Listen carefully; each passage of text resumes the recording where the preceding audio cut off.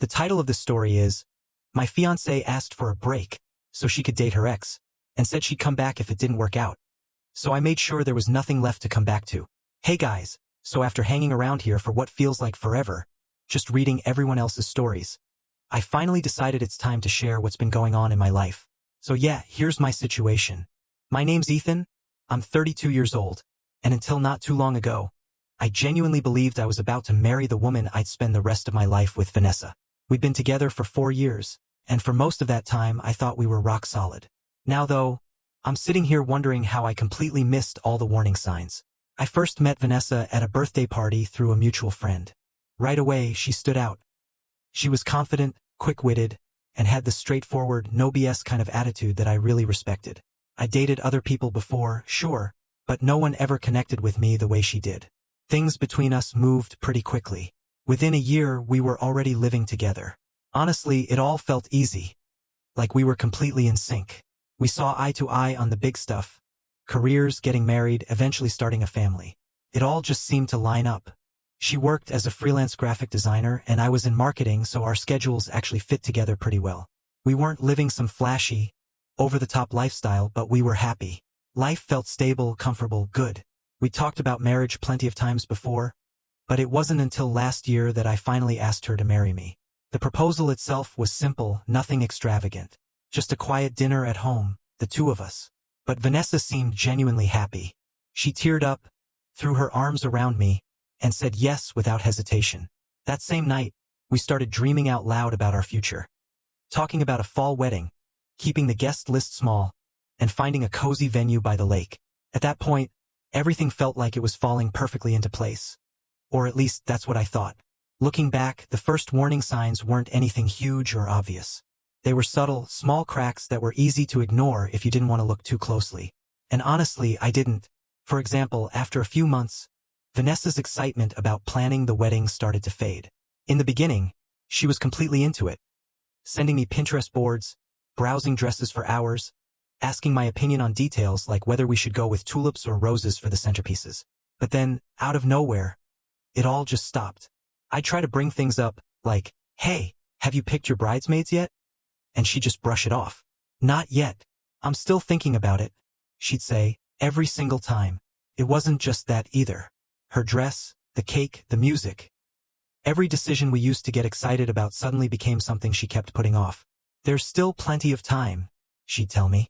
It started to feel like the wedding wasn't even important to her anymore. Like it had been pushed to the back of her mind. At the time, I convinced myself it was just stress. I mean, planning a wedding can be overwhelming, right? And on top of that, she had a lot going on with work. I figured it was just a phase and she'd snap out of it. What I didn't realize back then was that her lack of excitement wasn't about the wedding itself. It was about us.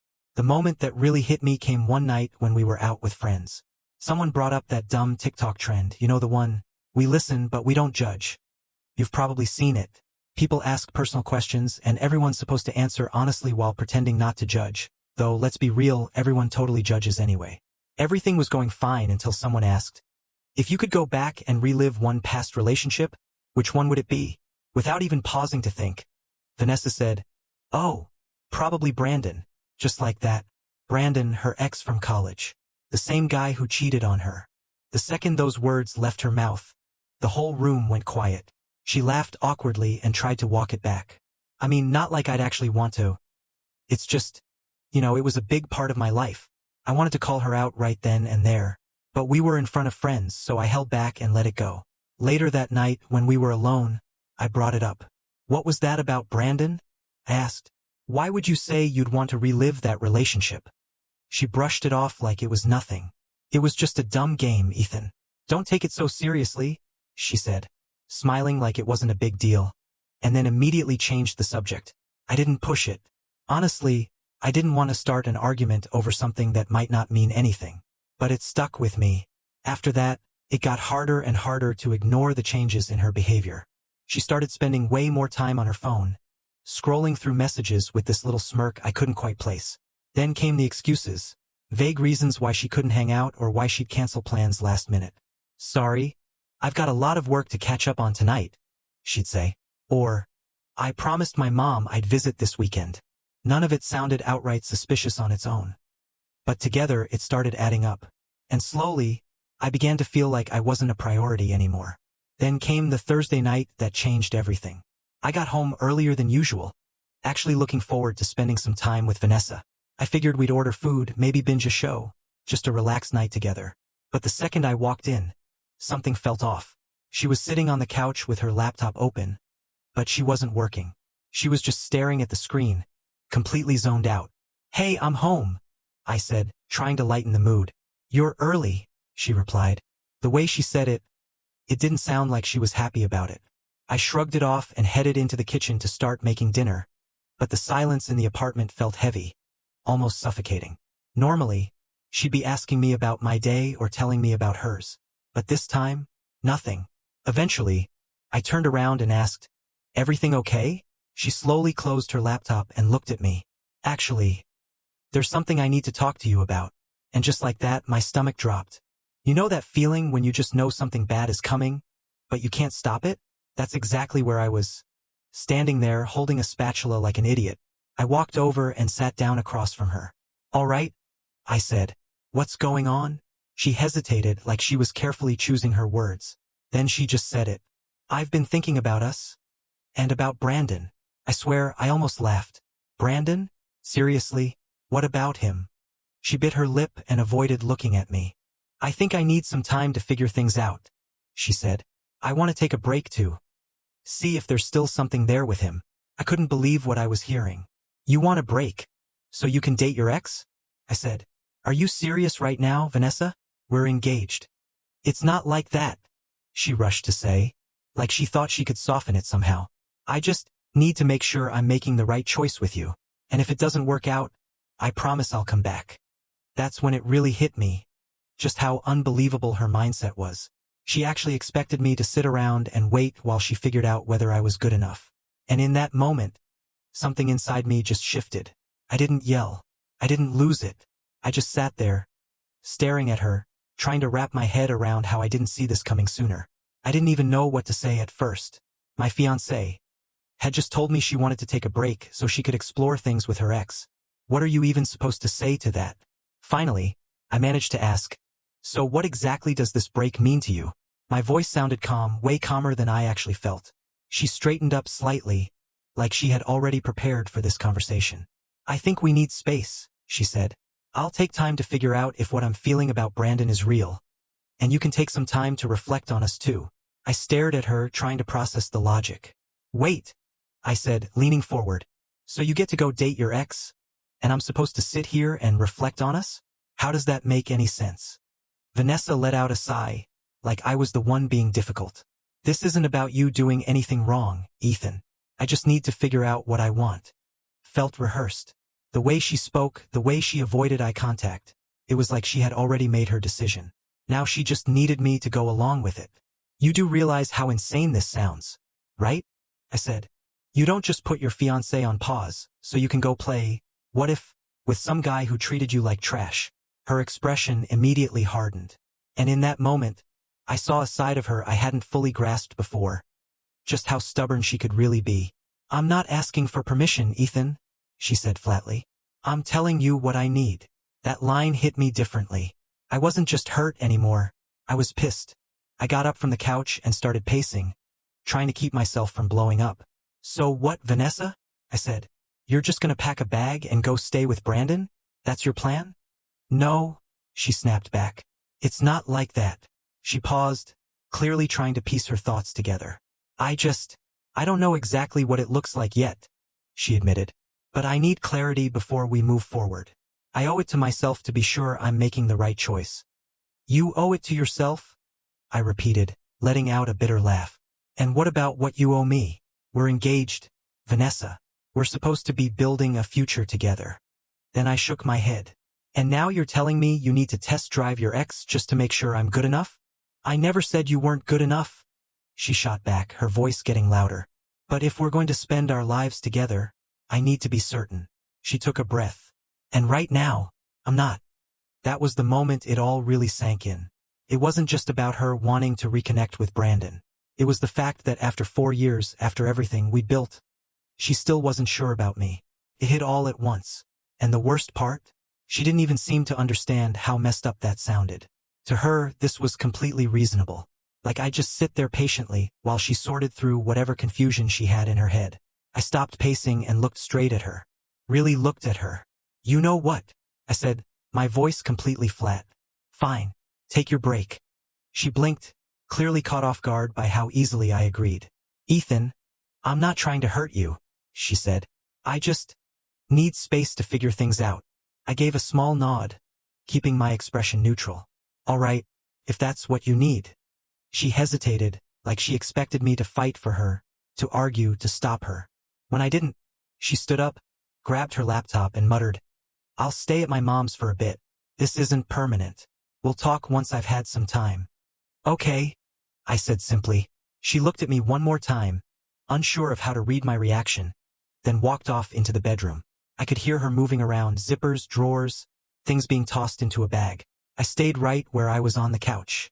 On the outside, I looked calm. But inside, my mind was already working. If she wanted a break that badly, fine, she could have it. A few minutes later, the front door shut. She was gone, probably thinking she'd left me behind to sit there, waiting and wondering. What she didn't realize was, I wasn't about to do that. She could go chase whatever fantasy she had in her head. I had plans of my own now.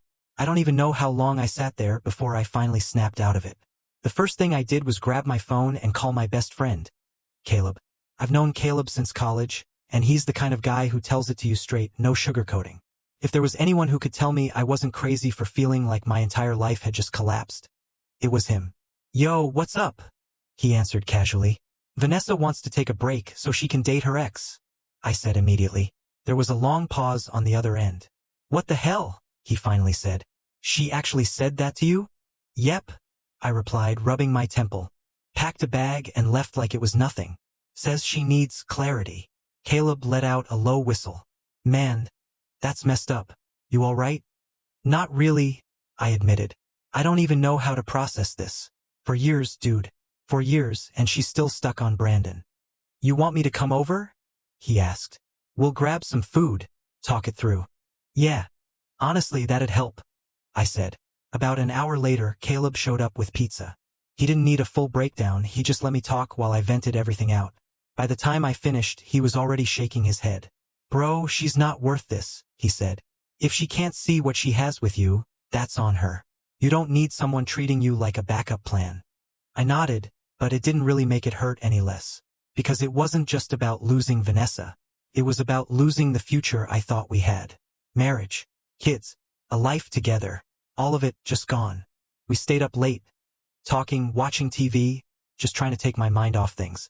And for the first time that night, I didn't feel like everything was collapsing under me. I didn't have a clear plan yet, but one thing was certain. I wasn't going to sit around while Vanessa kept me on standby. The next morning, my phone buzzed. I rolled over, half asleep, and squinted at the screen. "Vanessa, of course. Can we talk?" I stared at the message, my brain still foggy. She wants to talk? Seriously? After everything she said last night? Now she wants to act like the concerned fiancé? For a second, I wondered if maybe she realized how ridiculous she sounded. I dragged myself into the kitchen and started making coffee. No way I was dealing with this before caffeine. As I leaned against the counter, sipping my coffee, my thoughts started racing. She really had the nerve to come back like I was the one who owed her patience. At that point, I wasn't even angry anymore. It was more like disbelief. How does someone get so wrapped up in their own world that they think this kind of behavior is okay? But I wasn't going to show her that. Not a chance. If she wanted to play this game, fine. Play too. Just not as the one losing. Finally, I picked up my phone and replied, "Sure. Come by later." Short. Simple. Let her think she still had control. A few hours later, she showed up, standing at the door like nothing had happened. She looked put together. Too put together. Hair done. Makeup perfect. Like she'd spent extra time making sure she looked calm and collected. I could tell she'd rehearsed whatever she was about to say. She came prepared. I stepped aside and let her in without saying a word. She walked in like she still lived there, like everything was normal, and sat down on the couch. "Thanks for letting me come by," she said softly, like she was doing me a favor. I leaned against the wall. "What's up?" She took a deep breath, hands clasped together like she was about to deliver a speech. "I've been doing a lot of thinking," she began. "Yeah, here we go. And I think I've come up with a way for us to move forward," she continued, her tone overly calm. Too controlled, like she'd practiced it. I nodded, keeping my face blank. "All right, let's hear it." "Well," she said, building it up like she had some brilliant solution. "I think the best thing we can do right now is pause the wedding plans, just temporarily, while I take the time I need to get clarity." She kept going. "That way, we don't lose all the progress we've made, and we can pick things back up once I'm sure about us." I just stared at her, waiting for the punchline. There wasn't one. She was serious. "That's your big plan?" I asked, raising an eyebrow. "Yes," she said, nodding confidently, like she just solved everything. "It's practical, Ethan. We've invested so much time, energy, and money into this relationship. I don't want to throw it all away over something that might not even matter long-term." Something that might not even matter. That part echoed in my head. She was talking about us like we were some business deal she didn't want to write off. I felt a laugh coming, but I held it in. "Not yet. Let her keep talking." "You're okay with this, right?" she asked, tilting her head slightly, like she genuinely didn't understand why I hadn't reacted. "Sure," I said with a shrug. Her eyes locked onto mine, like she didn't quite believe it. "Wait, you're actually okay with it?" "Yeah," I replied calmly. "If that's what you need, go ahead." She blinked, clearly thrown off. She probably expected me to argue, maybe even beg. Instead, I gave her nothing. "I just don't want you to think I don't care," she added quickly, trying to fill the silence. "I just need space to figure out what I really want. It's not forever." "Got it," I said, nodding. For a second, she just stood there staring at me, trying to figure out what I was thinking. But I wasn't giving her anything to work with. If she wanted to sit in that awkward silence, fine. Let her. Then she stood up and brushed her hands over her jeans. "I'll stay at my mom's for a while," she said. "It's not permanent. We'll talk again after I've had some time." "All right," I replied, keeping my tone completely neutral. She hesitated like she wanted to add something else. But in the end, she didn't. She just grabbed her bag and headed toward the door. "Thanks for understanding," she said before stepping outside. I gave her one more silent nod, my face still blank. Once she was gone, I just stood there for a moment, realizing I couldn't even picture her as my future wife anymore. She had walked out to go sort through her feelings for her ex, and somehow she still believed I'd just sit here waiting for her to decide whether I was good enough to fit into the life she imagined for herself. What she didn't understand was this. She wasn't the one making the decision anymore. I walked over to the window and watched her car back out of the driveway. She was probably relieved, thinking she'd bought herself time to test things out with Brandon and sort through her emotions. Fine. Let her think that, because the truth was, I had already made up my mind. I wasn't going to argue. I wasn't going to chase after someone who thought it was acceptable to put me on pause while she explored her doubts. She could have her break. She could have Brandon. As far as I was concerned, I was done going along with any of it. The strangest part was, I didn't even feel mad anymore. I felt relieved. It was like some switch had flipped in my head. Up until then, I had been so focused on what she wanted, what she needed, and how I could somehow fix everything. But now it was about me. I sat down on the couch and let that sink in. I could already hear how this would go a few weeks or maybe a few months from now. She'd come back with some speech. "I made a mistake, Ethan. I just needed clarity. But now I know what I really want." Too bad. That's not how life works. I had no intention of sitting around, missing her, hoping she'd eventually come back.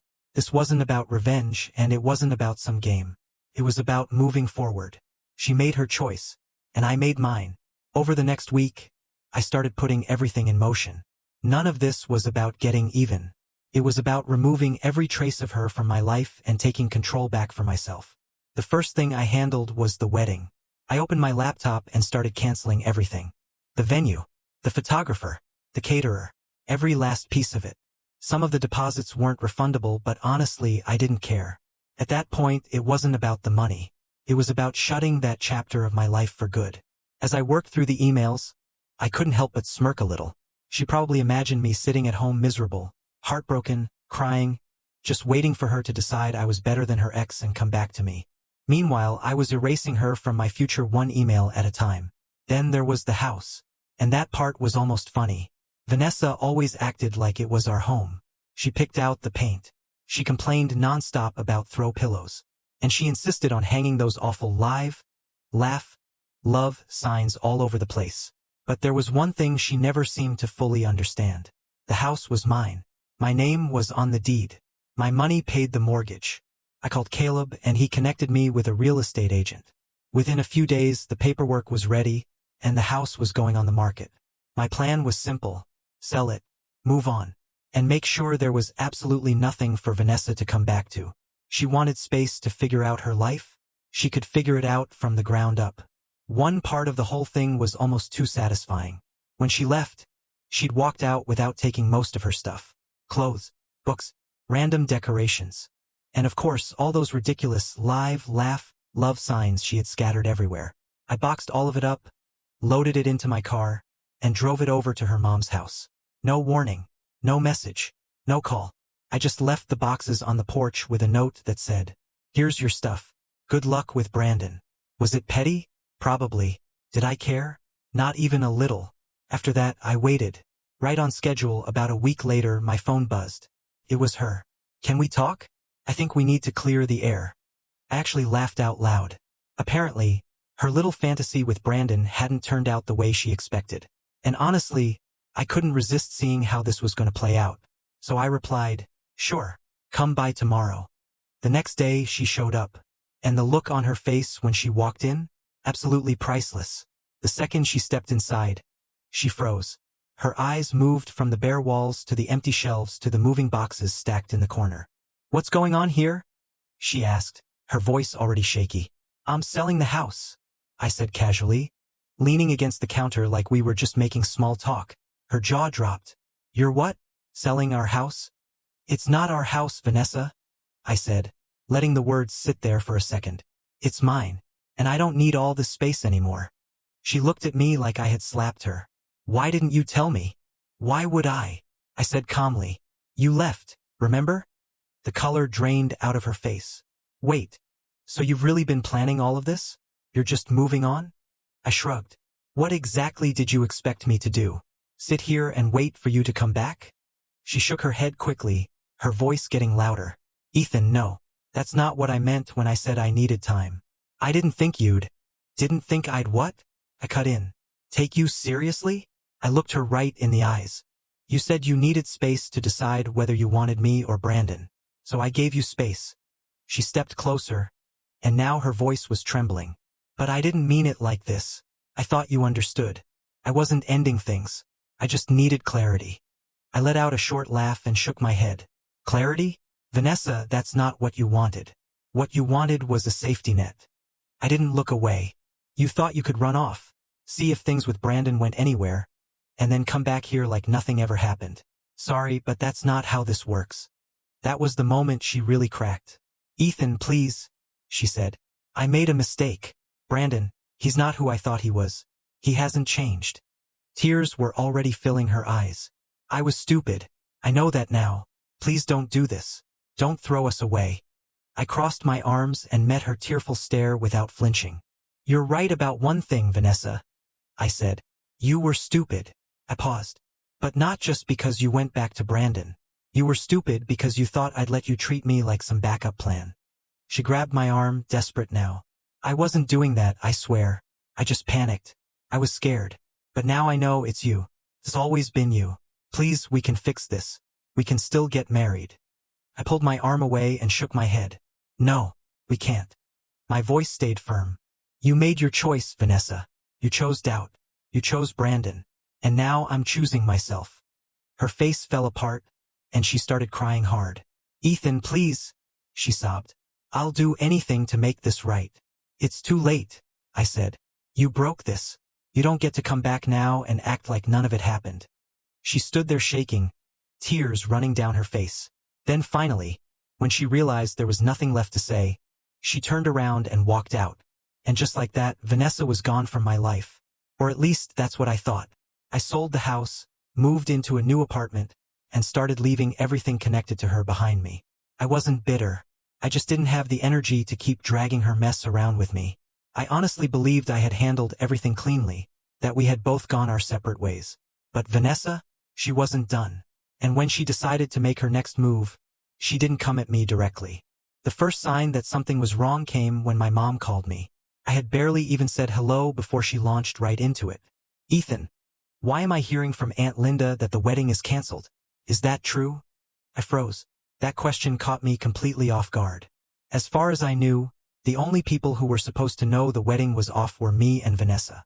I hadn't even told my family yet because, honestly, I didn't want to deal with their reaction. But clearly, the news was already out. Where did Aunt Linda hear that? I asked carefully, even though I already had a pretty good idea. From Vanessa's mother, my mom said. She's been telling people that you called off the wedding. Apparently Vanessa is heartbroken, and you're being completely unreasonable. I almost dropped my phone. Heartbroken? Unreasonable? The nerve it took to twist the story around and paint me as the villain was almost impressive. She was the one who walked away. The same woman who wanted to figure things out with the ex who cheated on her. And now she was painting me as the bad guy?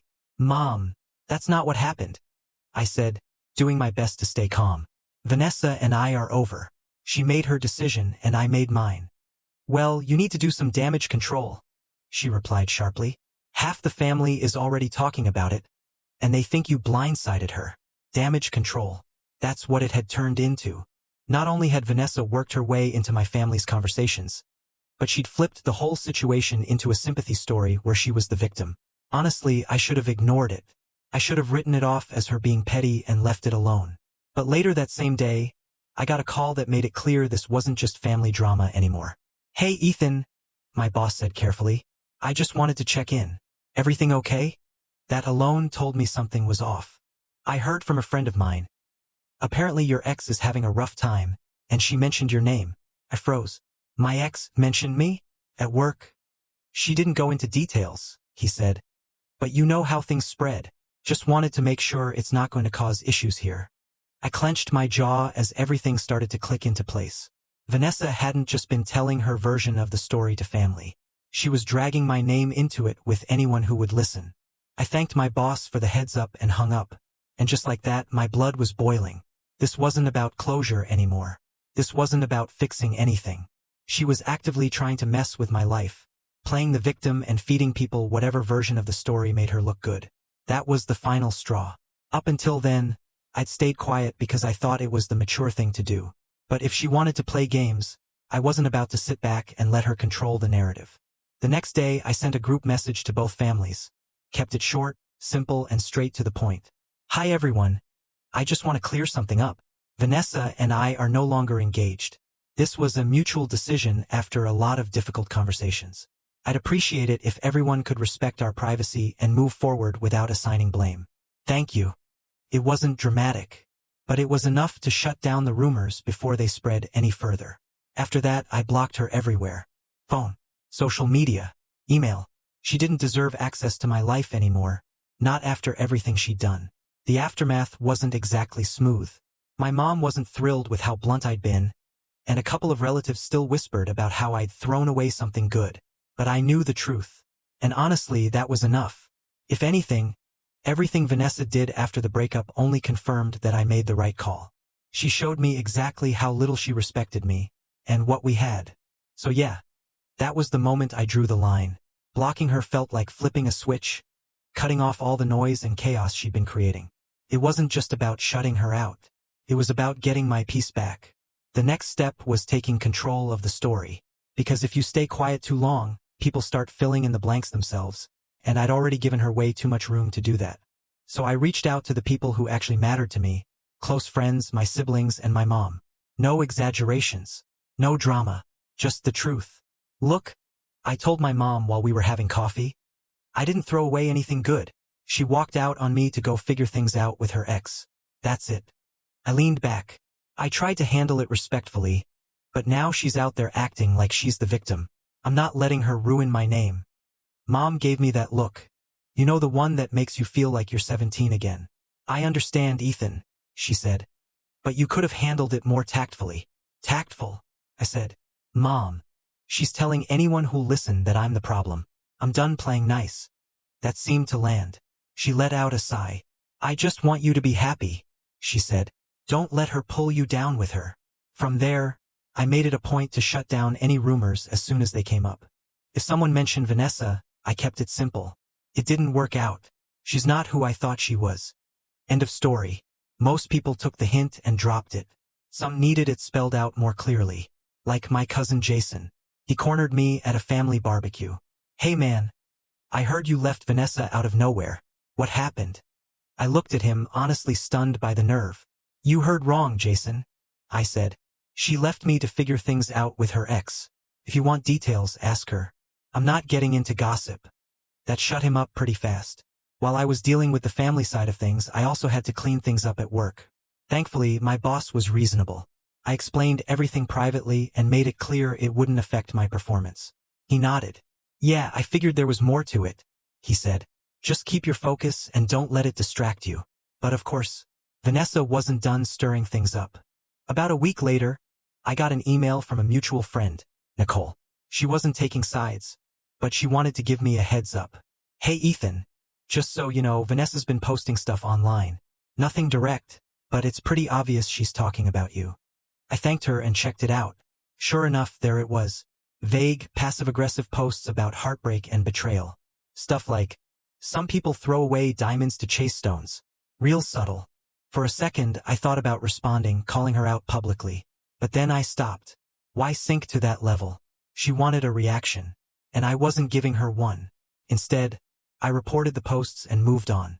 That was a turning point for me, realizing I didn't owe her or anyone else an explanation anymore. My life wasn't something she could keep twisting to fit her story. If she wanted to stay stuck in the past, that was on her, not me. One night I was hanging out with my buddy Tyler, and he said something that stuck with me. "Man, you dodged a bullet," he said. "Imagine if all this came out after you were already married." He was right. As much as it hurt at the time, ending things before the wedding was the best possible outcome. It wasn't just about avoiding the drama. Being with her had blinded me to what I actually needed in a partner. Someone who stands by you. Not someone who turns their back the second things get complicated. A few months later, everything started to settle down. People moved on. And so did I. My family stopped bringing her up. The rumors at work faded away. Even her social media posts eventually stopped. It was like she finally realized she couldn't keep playing the victim forever. Do I forgive her? Honestly, no. And that's fine. Not everything needs forgiveness to be left behind. I don't hate her. I just don't care anymore. The real closure came when I stopped waiting for an apology, for validation, for people to take my side. I just started living my life for me. So if there's anything I've learned from all this, it's this. Sometimes the hardest decisions are the ones that save you. Walking away from Vanessa wasn't easy, but it was necessary. It taught me to trust my instincts, stand my ground, and never settle for someone who doesn't value me. Looking back now, I don't regret a thing. I'm in a better place mentally, emotionally, even physically. Life's too short to waste on people who treat you like an option. And if there's one thing I know for sure now, it's this. The best revenge isn't getting even. It's living well. And with that, this chapter of my life is closed. Thanks for sticking with me all the way through.